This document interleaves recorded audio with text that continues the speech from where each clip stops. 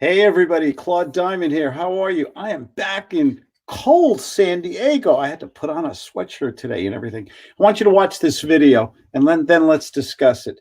Change your words, then change your world. You've seen this video, but I've seen it 100 times. It's worth seeing 300 times.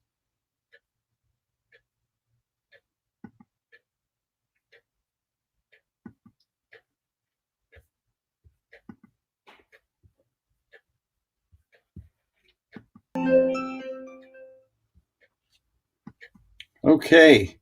I hope that came through good. Change your words, change everything about your world. It's all about communication. I have another video here that I want to share with you. And if you guys have any comments or anything, feel free to post them right in the chat box there. Whoops, we didn't want that one. Let's set that off. Okay, I have another video I want to share with you. This video was from my recent Monday group call, where we're learning to use the right words at the right time, words that evoke the comfort or comfortable to people. We're trying to paint a picture in people's minds. And we had it's a short video. It's only 2.5 minutes. I took it out of our Monday group call, which is usually an hour. And I think I think you'll enjoy this. Hold on a sec.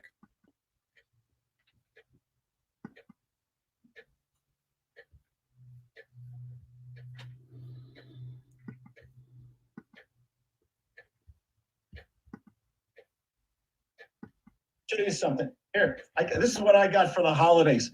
This is one of my favorite gifts.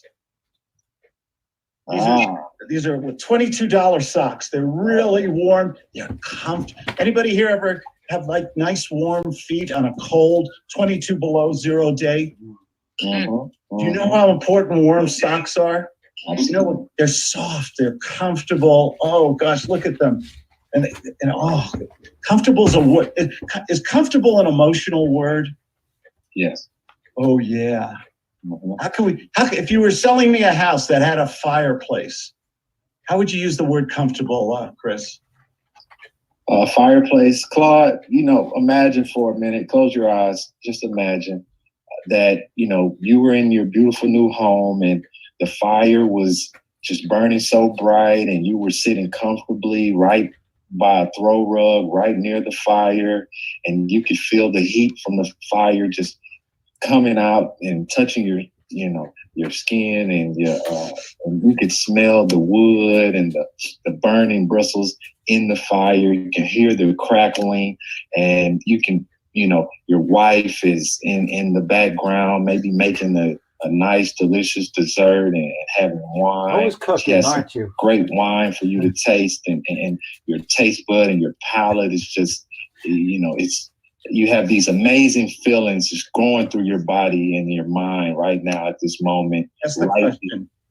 Near this fireplace. And imagine, Claude, if I could make that happen for you today and for you to experience everything that we just discussed, how would that make you feel? Would you want to move forward today? Sold. Oh God, yeah. Oh my gosh, I'm so snug and warm, and you knew exactly. Oh man, you hit all my buttons.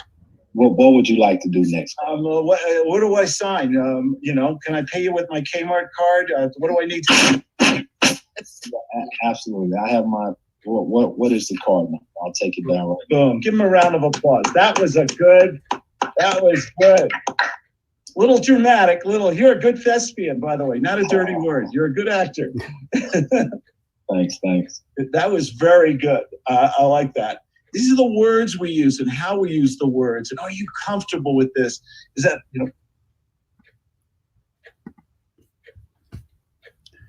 Okay, let me come back here. We're back again. And look who's here. Tashi is here, the star of Mediascope on Wednesdays, I believe. And I've been negligent. I've been so busy. I haven't attended lately, but I'm gonna definitely be there next week, Tashi. I'm sorry. I have a note from my mom. Okay. Anyway, Tashi, put your link in there and the time and all that good stuff. Words are so important. The words we use to communicate with people, they can give us a life of happiness, of prosperity. We have to use the right words at the right time. I'm giving you a little hint about Guts 2.0. What are we using? Most people, when they want to sell something or when they want to change somebody's mind or they want to influence them, they give a presentation, an intellectual presentation. But what really moves people is when they get emotional. We have to be storytellers. We have to tell a story that gets people emotional. We have to use the right words. We have to paint a picture in their mind and capture their attention for a short minute of a few minutes of time.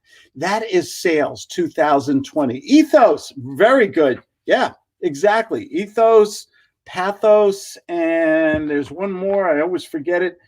There's three of them. How do you exactly influence people? And I've built a very successful business by one premise: giving good phone. When I get on the phone with people, this is before internet, could I get on the phone and use words like imagine? Or if I was selling a house, I'd say, just like Chris did in that role play, imagine for a moment you're in your own home, that pride of ownership. Your friends and family come over. You have great food coming out of the kitchen. The fireplace is going. It's a cold January night, and you're by the fireplace. You're having a nice glass of Beaujolais, good red wine. The good food is coming out of the kitchen. The kids are playing on the nice warm shag carpet. You're painting this picture using the five senses. There's a lot of different psychological triggers, we call them. Hey, and how do we get people to say yes? Okay, we can't force them. We don't want to bore them to death with an intellectual, premature presentation. We don't want to beg for the order. We sure don't want to sound like anybody else. Can we change your words? You saw the one video. The blind man, it said, "I'm blind, please help." Well, people see those kind of signs all the time. But the woman changed the sign to say, "It's a beautiful day." I wish I could see it. I show this video when I do public speaking. People actually tear up in the audience. It's so emotional. What are other things that we can do to make people emotional? Did you hear the music in the background on the blind man video? That was made by an English company, by the way. Even the music sometimes can make us emotional. When we watch a movie, okay, do they always have background music? Who remembers the end of E.T.? Raise your hand. Okay, I can see you out there. Remember the end of E.T.? He's leaving, and he says, "Please come," and he says, "No, I got it. Ouch." And then they hug each other, and the music builds up to this crescendo. So a little boy hugging a plastic puppet, or in real world, it's just a doll, it's a piece of plastic, and some Muppeteer is working the thing. But the music is so strong. And if you don't believe me, go to YouTube and type "ending of E.T." And the music builds this great crescendo. And then he goes on the spaceship and everybody's crying. Then the spaceship goes, and then the music changes its pace, and there's a little rainbow in the sky. All this is to manipulate you, to make you emotional. So at the end of the movie, what do people say when they walk out? "Wow, best movie ever. I love that ending. It was a great movie. I wish it was longer." Words, music, the environment that you create, persuade and influence people. This is the theater of the mind. This is also sales 2020. You can do what everybody else does. Okay, I've been teaching this stuff for 32 years. Majority of salespeople sell by, "Hello, Mr. and Mrs. Prospect. How are you today? I am just reaching out." That's a script. Scripts are caca. You knew I was going to say that, right? Scripts are, oh, Sean is even here. Sean the legend. Hello there. Scripts mean you're just making an intellectual presentation. You don't know anything about the person. You have to ask questions. You got to find out how to sell them. Then you use the right words with the right tonality, the right enunciation, the right volume. Sometimes you want to get attention and you're loud like me, right, dear? Oh, yeah, she said. And sometimes you want to talk softly to get people's attention too. They work both ways, don't they? Sometimes using the senses, sight, touch, smell, taste, feel, all the senses, and using the right words at the right time can make you financially free, if you're selling the right product or service and you're selling using these powerful instruments of persuasion, you become a very dangerous person. Not to be manipulative. Don't take me wrong. I don't want you to use this for evil. I want you to get people's attention because you have a product or service that you believe in, that you know it helps people. That's the passion that you have to have for a good product. You can't sell people, you know what, in a bag, okay? You got to sell something you believe in that helps people, that makes their lives better, that saves them time or something. You also have to have practicality. You have to sell something that puts mac and cheese. I always say mac and cheese because I love it. Who does on a cold winter night? I know. So I'm in San Diego, which isn't that warm anyway. What's it, Miami right now, Tashi? Over here, it was 43 degrees this morning in San Diego. We just got here. It's supposed to be 75, 80. Don't like it. I want it warm. I just left Colorado. I saw enough snow and cold. But you have to create that environment that makes people so warm and comfortable. And while you're using your words and you're saying them the right way, and while you're using the tonality of the words, and you're saying words like comfortable, warm, snug, by a fireplace, listening to the embers crackle like Chris did in that one video. These are the things that get people emotionally involved. This is the thing that you have to paint a picture in their mind. People can be susceptible to suggestion, no kidding. But it's how do you get them in that receptive state? You have to tell stories, right words, right speed. You have to paint that picture like they're a blank canvas. And if you can paint that little picture in their mind, guess what? It stays in their subconscious. Even if you can't close them in one phone call. And I close a lot of people in one phone call. By the way, you can close people in one phone call if you can get them emotionally involved enough. You just have to use these techniques that I'm speaking to you about. I've written about it in my book, and it's for free, by the way, on my webpage, claudediamond.com. The mentor teaches the gut sales method. I don't even sell it. I give it away for free. Why? Because I want you guys to discover who I am. That's another thing that we'll talk about another time, marketing. You can't go in and say to people, hey, trust me, like me, give me your money. You can't do that anymore in 2020. You have to earn that trust. So you do it with little baby steps. First, you give content. Then you give things for free, incentives. Then you don't drive them crazy with self-promoting garbage commercials and things, except for the little thing going on the bottom here, because I want you guys to join me in Hawaii next week. But that is, see, I'm a little hypocritical, but you got to give greater value. You got to give more give than ask. Okay. And as people learn to say, hey, I like your message. I like what you're saying. And you've given me value, and you didn't ask for anything much in return at this point. Later on, you can ask, but first you have to give, and then give some more. Then you have the right to ask because you've earned trust and likability. These are the methods of persuasion, influence, and then there's the word called empathy. I always talk a lot about empathy. You've got to go to people, and you have to understand how they're thinking. What's their oxygen? What are they breathing? 80 degrees in Miami. I'm jealous. And -1 in Omaha. But that's the trade-off you get for getting a good steak in Omaha, right? Tony is here. Hey there, Tony. Good to hear from you. You guys have any questions about persuasion? This is what I've devoted my life to, gut selling. I'm a guy who went from worrying about money, honestly. I've been there. I'm a former world's worst salesman, to mastering. Nobody masters. I'll take that back. I'm still learning. I learn new stuff every day. I close people in one phone call. My word of honor. I did it today, by the way. I don't have the, if I had the paperwork here, I'd show it to you. You're just going to have to take my word for it. I get on the phone with people and I use the right words, the right way. I ask the right questions. And if you can get the $1 million rule, says get people emotionally involved. Why? Because when you become more emotional, you start you don't logically analyze everything. It's just a feeling. It's DNA. It's chemicals through your body. It's fight and flight. We're all hardwired emotionally, aren't we? There's a reason for that. That's how we exist today. It's Mother Nature's way of protecting us. Do I fight that saber-toothed tiger, or do I climb a tree? Well, he's bigger than me and I don't have a weapon. I'm going to climb the tree. Sometimes you make decisions very quickly.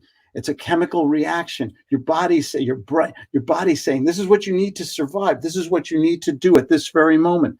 Imagine if you could use this in sales sometimes. By the way, I have a free book on my webpage, claudediamond.com, How to Sell with Guts. Go over there, just click the little button, fill in your email, and you'll get it. And learn about sales. It'll change so much in your life. It'll change your fortune. We have to be better communicators. Whatever business, if you're a teacher, if you're a real estate investor, if you sell life insurance, you sell used cars, you sell used dental floss and bubble gum. It doesn't, why do I say things like that? It's communicating with people in such a way that they want to buy from you. Did you hear that? Did you hear how I changed my tone? That's part of persuasion. Put into your mind that you get on the phone, you're confident, you're comfortable, you're asking the right questions to people, and they say yes. They say yes a lot more often. In social settings, how do you get people? Do you ever meet the person at the party who everybody likes that person? That person can go and talk to peeling wallpaper and have a great conversation for 15 minutes. You have to work at this stuff. Some people have it naturally. Some people, like yours truly, have to work at that. I had to learn persuasion and influence. It didn't come to me easily. I was lucky. I had a mentor who was the best salesperson. He could make more money in one phone call than I could make in a year at a corporate job. Have you ever met a great salesperson? Isn't it amazing how some people always rise to the top? They are the cream in life. They can make more money than anybody else in the company. They have total freedom. They don't care if they have bosses, because the boss needs them more than they need the boss. Why? Because they're the rainmaker. Rainmaker is someone who can generate income, generate new clients. They're confident. They lead the company. They don't sit in long, boring. I always got in trouble because I was a good salesman, but I hated long, boring sales meetings, and I started to yawn and go to sleep and stuff like that. I even wrote about it in my book, The Mentor Teaches the Gut Sales Method. I want to sell. I love selling. It's my oxygen. Give me a good product or service to sell that solves people's issues or problems. Most people sell by scripting and begging. Salespeople sound like beggars sometimes. They're so obvious. And that's why the prospect can shut them down so quickly. They'll say, I'll think about it. Send me some information. I'll talk to my spouse. Call me in a couple of weeks. Why do they say that? That's their default mechanism to get away to not make a commitment, to pick your brain, and they decide when it's over. You don't want to sell like that way. It's just boring, and you don't go to the bank, the greatest sin of all. Learn how to sell, learn how to communicate, and you got to study it. It's not get rich quick. It'll make you wealthy slowly, but at least you'll get there. You'll get on the phone. Imagine you're getting on that phone. You're comfortable. You're having fun. You're talking to nice people. The magical thing about sales is that if you sell the right way and you speak to the prospect in such a way by asking questions and almost anti-selling them, reverse psychology is so important. Even Pavlov, who remembers Pavlov? Conditioned responses. Can we condition responses in people so that we get them in the right frame of mind so we can sell them? Remember, he used to ring that bell and the dog started salivating whenever they saw the white coat and the bell would ring. Can we condition human beings to be more receptive to our sales message? You better believe it. But it's hard work. It takes time. Can we use reverse psychology in sales? I use it all the time. Gee, you don't want to buy you don't want to buy a house from me. You're in a house already, right? You don't want to move and go through all that trouble. Oh, with a movie. Oh, you do? Why? Could you help me out? I don't really understand. They start to do all the talking. They qualify themselves. They tell you how to sell them. They do all the work for you. If you just do the opposite. My favorite, I talk about this often, my favorite Seinfeld. Remember Seinfeld and his good friend George? And there's one episode, Opposite George. And George does the opposite of all his natural inclinations. He goes against every natural instinct he has, and he's a short little dumpy guy. And he goes to one girl, he wants to pick her up, and he says, "Hi, my name is George. I'm unemployed and I live with my parents." And the woman's just this beautiful woman falls in love with him. He said, "You're the first honest guy I've ever met. Here's my phone number." And then he goes to the Yankees for a job, and he says, I go from job to job, and I really want just something where I can have a comfortable office here and maybe watch the ball game. And the guy says, "You're the first on it. God, you're hired." Now, maybe that's not, that's TV. But in sales, sometimes when you go in the opposite direction that is expected, the prospect doesn't know how to handle you. They're off balance. And they start telling you why they justify their decisions to you. And they give you everything. We work too hard at sales. We think we got to memorize these scripts and everything. All we have to do is, like on my watch here, there's a breathing thing, tells me when to breathe. Claudia and I use it all the time. I just want you to relax, go in there and ask people, what's your greatest challenge? What's your problem? Why do you think you need to buy a new car, or buy a house, or why do you want to do this or that? And watch magic happen. They will just tell you how they justify their decisions. They'll give you everything you need on a silver platter. And you will make sales and live happily ever after. Because, as I always say, you know what's coming. Nobody deserves success more than you good people, okay? Hello there, Dave Skulnick. Hey, how you doing? Hello, Facebook user. One of these days you got to put in your name in there. It always comes up Facebook user. I wonder who are you? It's just the technology. It doesn't want to give the name on Facebook. And Dave Skulnick from San Diego's here. I'm in San Diego, and I'm waiting for it to warm up. Remember, nobody deserves success more than you. Focus on the skills of communication, of influence, of persuasion. You will be the happiest person in the world. You will make gobs more money, gobs more. My word of honor. And if you don't, call me up and complain, okay? But I can just share with you my truth. My world changed when I became a better salesman. I'm proud to be a salesman, okay? But I don't sound like my competition. I sound like a doctor when I speak to people. And that's what you have to learn too. The Guts Sales Method, go to ClaudeDiamond.com. Watch my videos on YouTube. Thank you so much for joining me. You guys were a little quiet today. I didn't get a lot of questions here, but listen, take care. I do answer my own phone, 970-281-5151. And I'll see you in San Diego. I'm speaking at the SDCIA Club on February 11th, one of the greatest real estate clubs in Southern California. I'm doing a mini Guts 2.0 seminar on Saturday, February 15th here in San Diego. And we're throwing a party that evening at Ballast Point Brewery. That's going to be fun, isn't it, dear? Absolutely. Say hello to Tashi, Sean, Tony. All the kids are here. Hello. Okay. If it wasn't for this woman, I'd be cleaning a Slurpee machine right now. Take care, everybody. Thanks for joining me. Bye-bye.